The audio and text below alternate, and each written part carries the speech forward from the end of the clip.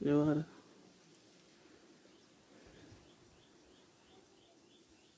Hello students, good morning all of you. Welcome to my YouTube channel Professor Ravindra Gaikwad Ace Coaching Classes Wash. जे विद्यार्थी ग्रुपमध्ये join झाले त्यांनी फटाफट good मॉर्निंगचा message send करा मला. चला लवकरात लवकर. आपण थर्ड नंबरचा टॉपिक पाहत होतो आयोनिक इक्विलिब्रिया. त्याच्यामध्ये आज आपण लेक्चर नंबर 5 चा स्टडी करणार आहोत. लेक्चर नंबर 5 हे एकदम महत्त्वाचं लेक्चर आहे. कालच्या लेक्चरमध्ये आपण काही प्रॉब्लेम्स आणि Ostwald dilution law for weak acid आणि वीक बेसिसचा स्टडी केला होता. तसं आजच्या लेक्चरमध्ये आपल्याला फर्स्टली स्टडी करायचं what is means by auto ionization of water. Auto ionization of water. Auto ionization of water म्हणजे ॲटो म्हणजे सेल्फ आहे, म्हणजे ऑटोमॅटिक होणार आहे, आणि आयोनायझेशन होतं म्हणजे ॲटो आणि आयोनायझेशन याच्यामध्ये दोन गोष्टी आहेत. म्हणजे सेल्फ आयोनायझेशन देखील आपण याला म्हणू शकतो. ॲटो आयोनायझेशन म्हणजे काय असेल तुमचा सेल्फ आयोनायझेशन होत आहे.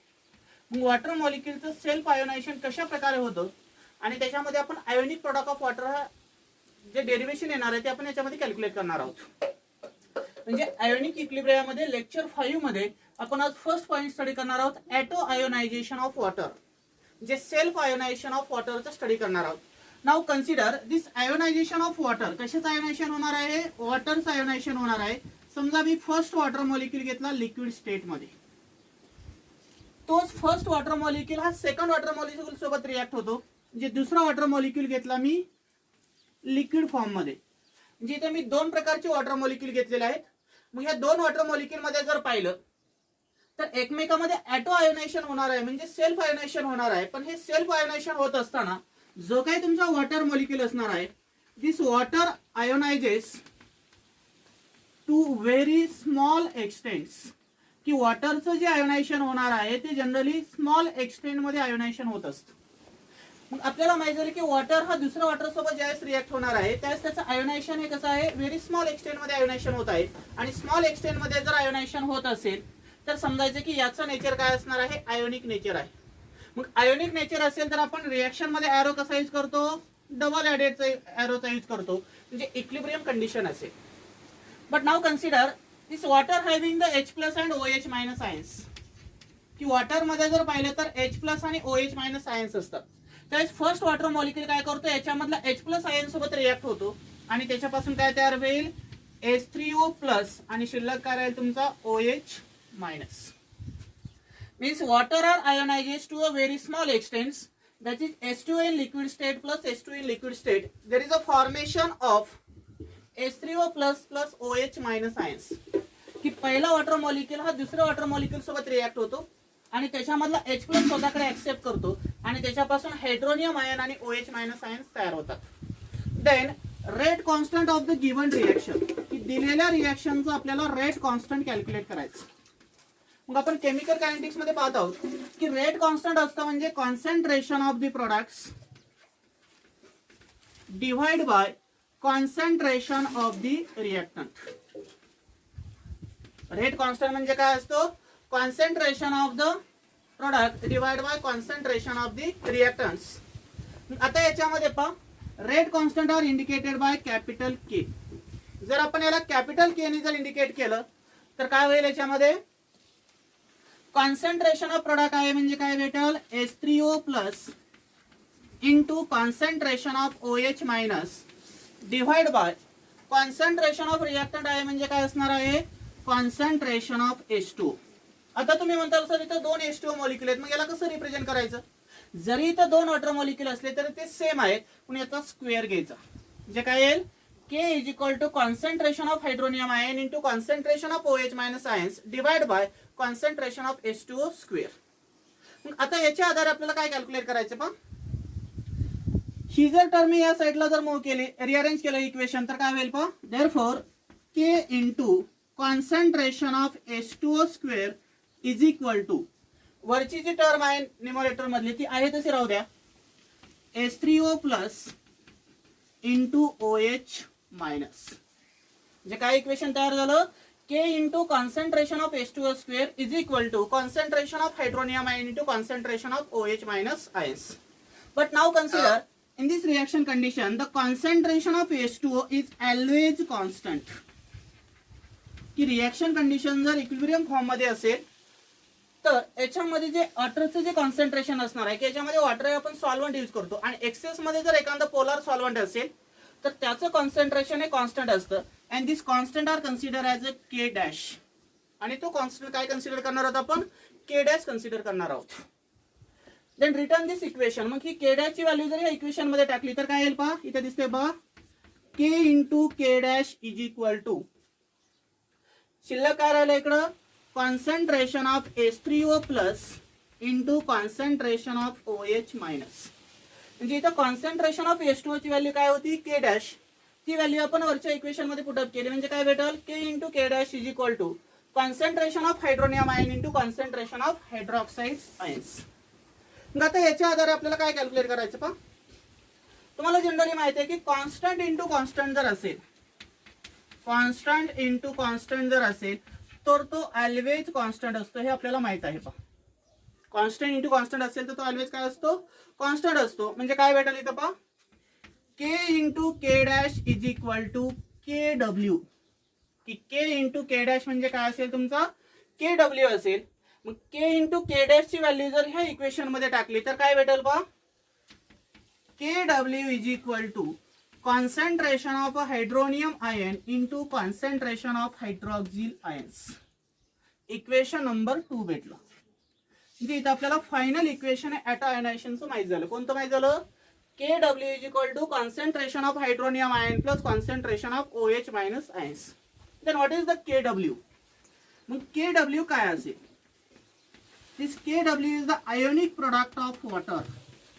के डब्ल्यू म्हणजे काय आहे तुमचा आयोनिक प्रोडक्ट ऑफ वॉटर आहे लक्षात राहू. इथं मिनिंग लेणे गरजेचं आहे. तर के डब्ल्यू म्हणजे काय असणार आहे तुमचा आयोनिक प्रोडक्ट ऑफ वॉटर असेल.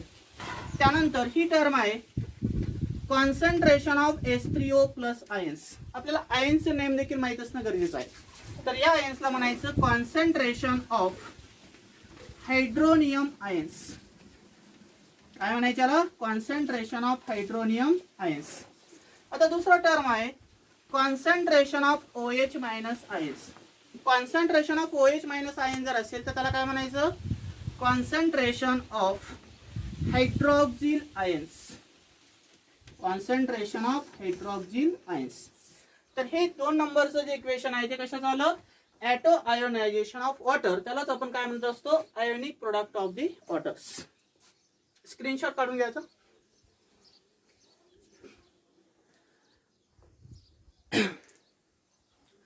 इक्वली टर्म थोडीशी मी रब करतो आता. आता याच्यानंतर आपल्याला आयोनिक प्रोडक्टची व्हॅल्यू डिटरमाइन करायची याच्या आधारे. मग आयोनिक प्रोडक्टची व्हॅल्यू डिटरमाइन करत असताना आपल्याला माहित आहे concentration of hydronium ion is equal to किती कॉन्सन्ट्रेशन आहे 1 इंटू 10 टू द पॉवर 7 मोल फॉर डीएम क्यूब मध्ये असतं.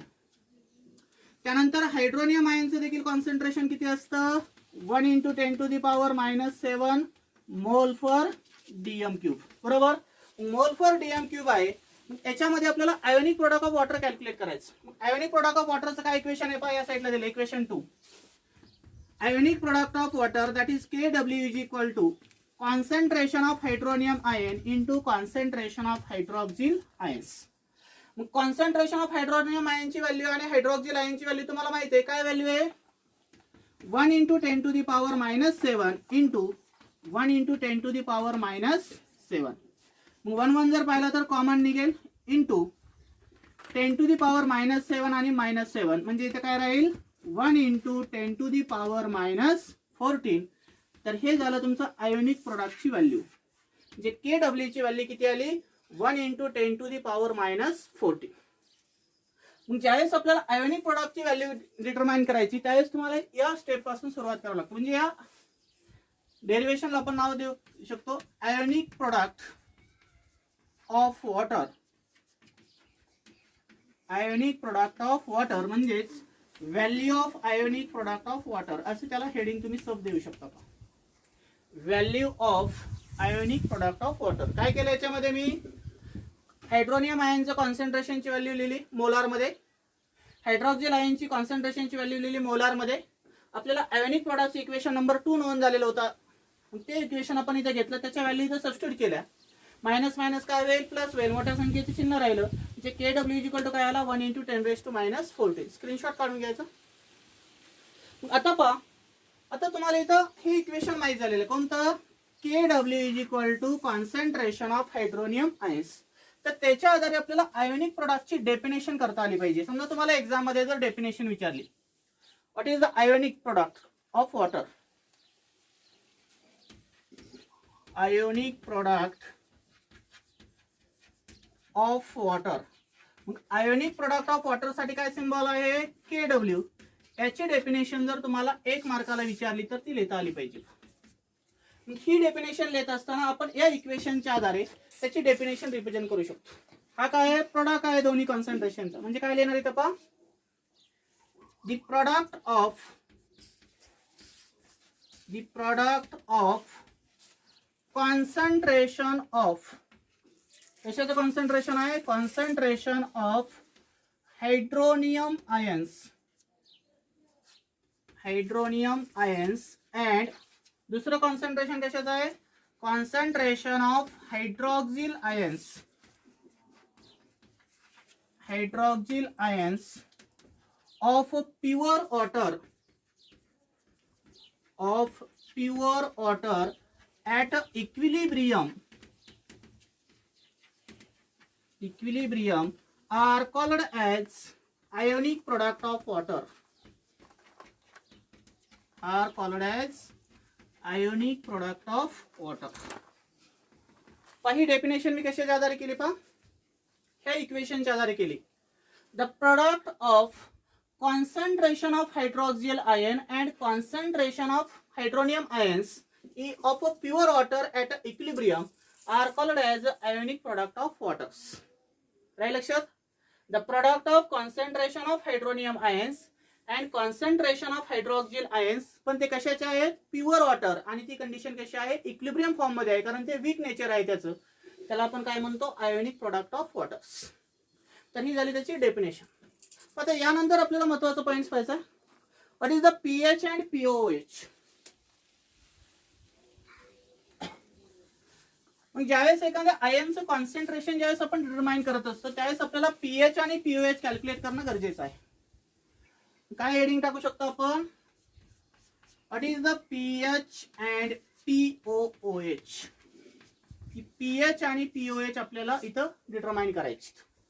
मग एखाद्या आयनचं कॉन्सन्ट्रेशन जर आपल्याला कॅल्क्युलेट करायचं असेल, means concentration of ions can be determined by 2 ways. One way is the pH and another way is the pOH. की एखाद्या आयनचं कॉन्सन्ट्रेशन जर आपल्याला प्रॅक्टिकली डिटरमाइन करायचं असेल किंवा कॅल्क्युलेट करायचं असेल, तर आपण ते 2 मार्गाने कॅल्क्युलेट करू शकतो. एक असतो तुमचा पीएच व्हॅल्यू आणि दुसरी असते पीओएच. याची डेफिनेशन, याचा फॉर्म्युला आणि त्याचे काय डेरिवेशन आपल्याला याच्या पॉइंट्स मध्ये पाहायचं आहे. मग आयनचं कॉन्सन्ट्रेशन आपण 2 मार्गाने करत असताना त्याच्यामध्ये फर्स्ट कॉन्सन्ट्रेशन पाहिजे आपल्याला, what is means by pH. की पीएच कशाला म्हणायचं. This pH is the term used to determine the concentration of ions. की पीएच ही कशी इनऑर्गॅनिक टर्म्स आहे की त्याच्या आधारे आपण एखाद्या आयनचं कॉन्सन्ट्रेशन डिटरमाइन करत असतो. त्यासाठी आपल्याला याचा फॉर्म्युला माहित असणं गरजेचं आहे डेफिनेशन करण्यासाठी. PH is equal to minus log to the base 10 concentration of H+ ions. काय फॉर्म्युला आहे पीएच चा, minus log to the base 10 concentration of H+ ions. याच्या आधारे जर आपल्याला पीएच कॅल्क्युलेट करायचं असेल तर दिलेल्या सोल्युशन मध्ये जो ऍसिड असणार आहे आणि त्या ऍसिड मध्ये जो H+ असणार आहे त्याचं कॉन्सन्ट्रेशन जर नोन असेल तर दिलेल्या सोल्युशनचा या फॉर्म्युलेच्या आधारे आपल्याला पीएच डिटरमाइन करता येतो. Then how to determine this pH value. मग पीएच व्हॅल्यू आपण कशी डिटरमाइन करू शकतो पहा. The pH is defined as, की एखाद्या सोल्युशनचा जर पीएच आपल्याला डिफाइन करायचा असेल तर कसं करणार, तर या इक्वेशनच्या आधारे. The pH is defined as the negative, sign कोणतं आहे, निगेटिव्ह. इथं काय आहे, लॉगॅरिथम. Negative logarithm. बेस काय आहे, 10 टू दी बेस 10 ऑफ, कशाचा आहे, ऑफ कॉन्सन्ट्रेशन ऑफ कोणत्या आयनचा आहे, H प्लस आयन्स. एकदम सोपी डेफिनेशन आहे. तुमच्या समोर फॉर्म्युला असेल तर तुम्हाला डेफिनेशन करता येते. The negative logarithm to the base 10 of concentration of H plus ions are called as pH. म्हणजे काय डेफिनेशन मध्ये घेतलं मी, निगेटिव्ह साइन आहे म्हणून निगेटिव्ह शब्द घेतला, लॉग आहे म्हणून लॉगॅरिथम घेतला, त्याचा बेस 10 आहे म्हणून 10 लिहिला, कशाचं कॉन्सन्ट्रेशन आहे, H प्लस आयन्स. काय डेफिनेशन केली आपण, the negative logarithm to the base 10 of a concentration of H plus ions are called as a pH. त्यालाच आपण जनरली काय म्हणतो, pH. आता दुसरी टर्म आहे कॉन्सन्ट्रेशनची, POOH. एखाद्या आयनचं कॉन्सन्ट्रेशन डिटरमाइन करण्यासाठी आपण सेकंड वे यूज करत असतो, POH. मग POH च्या आधारे आपल्याला त्याचा फॉर्म्युला फर्स्टली माहित पाहिजे. POH is equal to minus log to the base 10 concentration of OH minus ions. आता पहा, या फॉर्म्युल्यामध्ये OH होता म्हणून इथं कॉन्सन्ट्रेशन आपण OH चं घेतलं. वरच्या फॉर्म्युल्यामध्ये H आहे म्हणजे कॉन्सन्ट्रेशन मध्ये काय घेतलं आपण, H प्लस. दोघांमध्ये फॉर्म्युला सेम आहे, फक्त H असेल तर इकडे H प्लस घ्यायचा, इथं OH असेल तर इकडे OH मायनस घ्यायचा. पण दोघांचा बेस काय आहे, minus log to the base 10. मग याच्या आधारे आपल्याला याची डेफिनेशन करता येते का.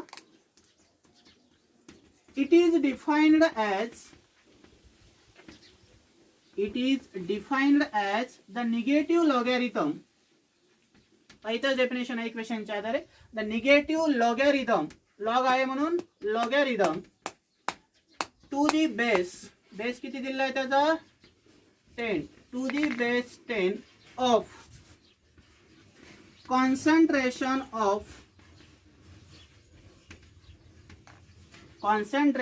Of hydroxyl ions. Concentration of hydroxyl ions. Hydroxyl ion आहेत म्हणजे काय असणार आहे तुमचं, OH मायनस आयन्स आहे. Means the negative logarithm to the base 10 of the concentration of OH minus ions, it also called as a POH.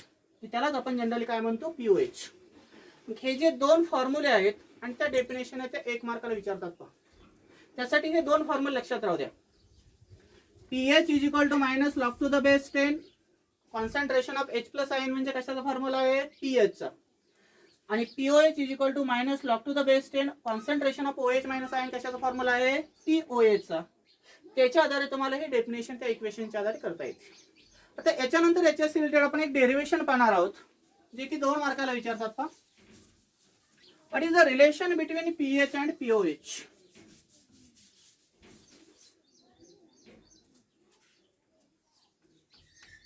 A relation between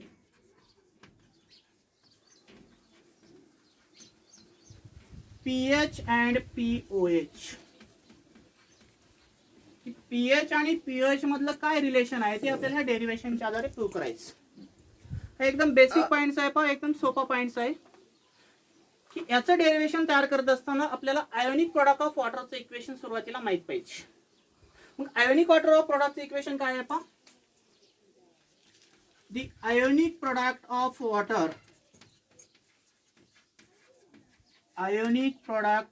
water is given by. कोण सांगते ionic product of वॉटरचं equation, सांगता येईल कोणाला. जिथं आपण H plus च्या ऐवजी काय घेतलं होतं, हायड्रोनियम आयन. मग हायड्रोनियम आयन म्हणजे काय असतो, concentration of H plus ions असतो. Means the ionic product of water is given by, therefore KW म्हणजेच आयोनिक प्रोडक्ट ऑफ वॉटर असतो. हायड्रोनियम आयनच्या ऐवजी आपण इथे काय घेणार, concentration of H plus into concentration of OH minus. इथे काय घेणार आपण, हायड्रोनियम आयनच्या ऐवजी काय घेतला, concentration of H plus into concentration of OH minus. Now consider equation number first. But we know that the value of KW is equal to, पण KW ची व्हॅल्यू तुम्हाला माहिती आहे किती व्हॅल्यू असते, 1 into 10 to the power minus 40. म्हणजे ionic product of वॉटरची जर value पाहिली तर ती किती असते, 1 into 10 to the power minus 14. Then combine equation 1 and 2 means from equation 1 and 2 we get. जर आपण हे दोन इक्वेशन जर एकत्र केले तर काय इक्वेशन तयार होईल पहा, concentration of H plus into concentration of OH minus is equal to KW ची व्हॅल्यू किती आहे 1 × 10⁻⁻14. म्हणजे आपण इक्वेशन फर्स्ट आणि सेकंड काय केलं एकत्र केलं आणि त्याच्यापासून काय इक्वेशन तयार केलं concentration of H plus into concentration of OH minus is equal to 1 × 10⁻⁻14. Taking log on the both side. जर याचा आपण लॉग घेतला तर काय होईल पहा. Taking log on the both sides. जर दोन्ही साइडचा लॉग घेतला तर याला आपण कसं रिप्रेझेंट करू शकतो. समजा हे इक्वेशन थर्ड आहे. Is taking log on both sides. की दोन्ही साइडचा जर आपण लॉग घेतला तर ह्या इक्वेशनला आपण कशा प्रकारे रिप्रेझेंट करू शकतो पहा. log of concentration of H plus into concentration of OH minus is equal to log of concentration of 1 × 10⁻⁻14. म्हणजे याला आपण काय घेतला लेफ्ट हँड राईट हँड साइडला लॉग ने मल्टिप्लाय केलं म्हणजे लॉग घेतला दोन्ही साइडचा. Means taking the log on the both sides. Means log concentration of H plus into concentration of OH minus is equal to log 1 × 10⁻⁻14. पण आता याच्यामध्ये प्रॉब्लेम आहे पण मॅथमॅटिक्सचा. जर याला आपल्याला सॉल्व्ह करायचं असेल तर आपल्याला हे माहित पाहिजे log m × n म्हणजेच काय असतो log of m plus log of n असतो. आपल्याला मॅथ नुसार माहिती आहे पहा log m × n म्हणजेच काय असतो log m प्लस n असतो. मग इथं log H plus × OH minus आहे म्हणजे हा m झाला आणि हा n झाला. त्याला आपल्याला कोणत्या फॉर्म मध्ये लिहायचंय log m plus log n. नंतर दुसरी गोष्ट याच्यामध्ये महत्वाची आहे. समजा तुमच्याकडे log to the base plus x असेल तर log आणि 10 कॅन्सल होईल शिल्लक काय राहतो प्लस x. किंवा तुमच्याकडे असेल log to the base 10 minus x जर असेल तर log आणि 10 कॅन्सल होतो आणि काय शिल्लक राहतो मायनस x.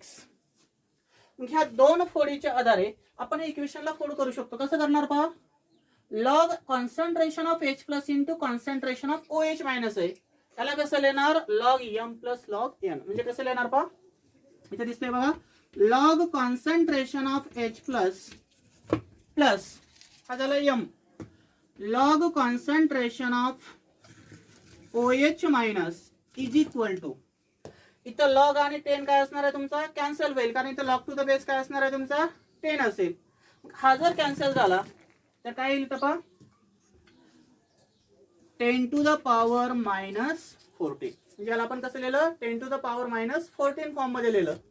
म्हणजे यालाच आपण जर डायरेक्ट या फॉर्म मध्ये जर कॅन्सल केलं log to the base 10 minus x is equal to minus x म्हणजे इथे काय होईल पहा log आणि 10 कॅन्सल होईल आणि इथे शिल्लक काय राहील डायरेक्ट -14.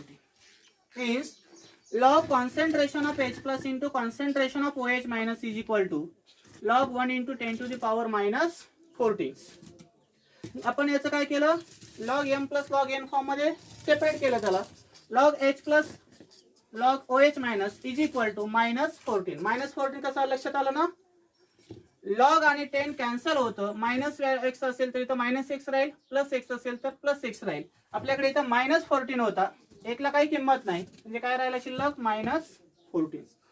मग आता पहा समजा याला मी इक्वेशन नंबर 4 दिलं आता ही टर्म कॅन्सल करतो पहा.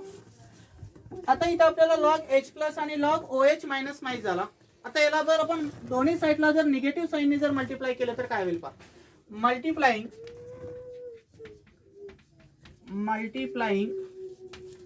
Bye negative sign on both sides. की दोन्ही साइडला जर निगेटिव्ह साइनने जर आपण मल्टिप्लाय केलं तर काय इक्वेशन तयार होईल पहा. डायरेक्ट इक्वेशन लिहितो मी याच्यामध्ये minus log concentration of H plus minus into plus काय होईल minus log concentration of OH minus is equal to minus into minus काय होईल प्लस होईल म्हणजे इथे काय राहील फक्त 14. इक्वेशन नंबर 5 म्हणजे काय इक्वेशन भेटला इक्वेशन 5 इथं ह्या इक्वेशनला जर आपण मल्टिप्लाय केलं तर minus log concentration of H plus minus into plus काय होईल मायनस म्हणजेच minus log OH minus is equal to minus minus काय झाला प्लस म्हणजे हे इक्वेशन तयार झालं. मग आता ह्या इक्वेशन मध्ये जर आपल्याला माहित आहे मायनस लॉग एच प्लस असतो म्हणजे काय असतो, पीएच असतो, आणि मायनस लॉग ओ एच असतो म्हणजे काय असतो, pOH. Then equation 5 becomes, equation 5 कसं लिहिणार, मायनस लॉग एच प्लस म्हणजेच काय असतो, pH plus minus log O H minus म्हणजे काय असतो, pOH is equal to 14. Equation number 16. This is the relationship between pH and pOH. तर इक्वेशन 6 जे आहे ते तुमचं एक फायनलचं इक्वेशन आहे पा, नॉट 16 ना. Relation between pH and pOH. आलं लक्षात? बस स्क्रीनशॉट काढून घ्यायचा.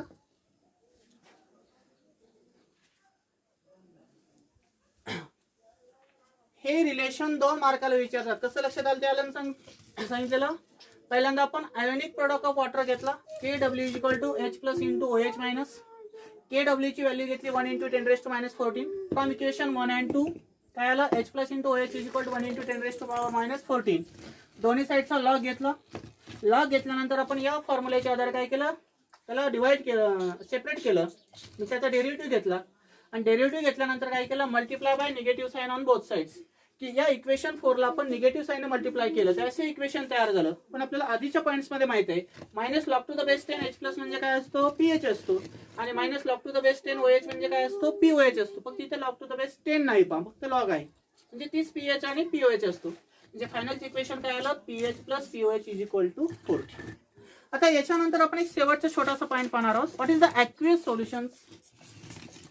ॲक्वियस सोल्युशन कशाला म्हणायचं, what is means bye aqueous solution. Aqueous solution जर पाहिले तर त्यांचं नेचर हे 3 प्रकारचं असतं. पहा,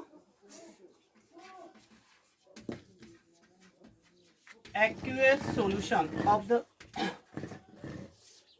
रिएक्शन. एखादी रिएक्शन दिलेली असेल आणि त्याचं ॲक्वियस सोल्युशन जर आपण तयार केलं तर ते 3 प्रकारचे सोल्युशन असतात. पहा,